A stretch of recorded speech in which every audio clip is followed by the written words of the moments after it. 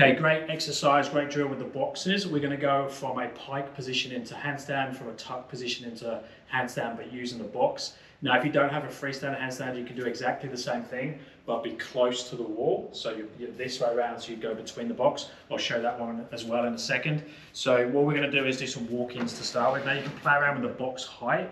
Most of you, I'd recommend you just stick with this higher box. That's if you have one of these type boxes. This is roughly like just under hip height for me, and I'm really pretty short. This is a 30-inch box, but you want to be looking for this stacked position. So when I'm in push-up position, nice and strong through the upper back, I'm going to walk in, try and get to the position. Now, obviously some flexibility demand here, but I'm going to try and get my hips directly on top of my shoulders, which are directly on top of my hands. I'm still pushing up into that position. If you need to, you could bend the knees. The trouble is with bending the knees is it makes it heavier on the box. So ideally we're going to be in that position. Then we're just going to extend one leg up in the air. Now I can come back down again, still trying to keep the same weight in the hands and shoulders. I could then play with stepping if I have it off into a handstand. And back down again. And then the hardest version would be to pike press up to your handstand, lower it down nice and slowly, kiss the box again. Now exactly the same, but in tuck.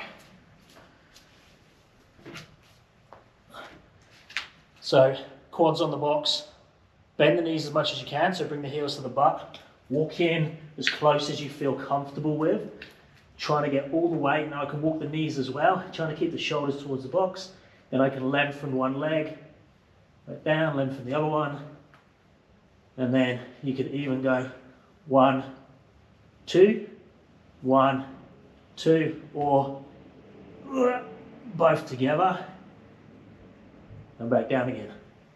Now obviously if you're going to go back to wall, you want to have the correct distance, and just remember this box is really hard. Whichever variation you're going to do, you don't want to come down on top of it on your shins. But I could go from that position, I can either slide or walk the feet, or I can walk the hands backwards, then step in.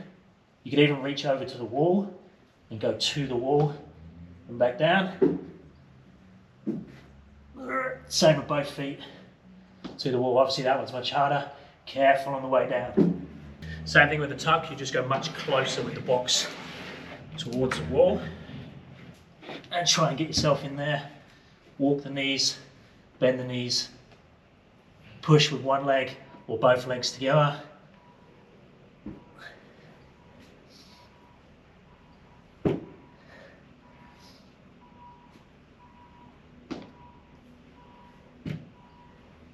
Have a play and let me know how you go.